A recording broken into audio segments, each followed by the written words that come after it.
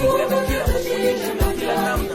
Wataacha mafundisho ya kweli na kufuata mafundisho ya uongo. Na ni vitu ambavyo tunaviona leo.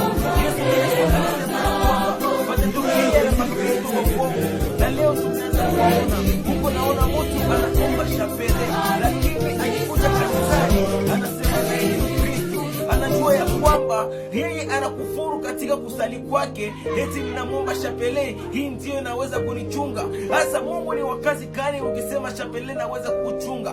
Na kanisa nyingi sana zimeshajaza hapo masanamu. Yale ibada yote wanayofanya katika makanisa hawajui kama wanayafanya katika ile sanamu yako katika kanisa. Sababu ukisoma katika Wakorintho wa kwanza sura yake 6 mstari wa 16 inasema ya kwamba hakuna upatano kati ya hekalu la Mungu na sanamu. Na leo tumeshaviona kuna dini moja, dini ya mnyama, ambayo inawadanganya watu wengi, ambayo inatuma watu wakapotea. Tangu zamani kwa mababu zetu wameshayapotea katika dini hiyo. Ni dini ambayo inaruhusu sanamu kuingia ndani mwake. Ni dini ambayo inaruhusu watu kuomba shapele. Ni dini ambayo inaruhusu ushoga mwanaume kwa mwanaume waanze kuona. Na leo tumeshaviona yale yote ni dalili za mwisho. Yale yote ni kuja kwa mnyama. Ujue ya kwamba usipoona mbele utaangamia.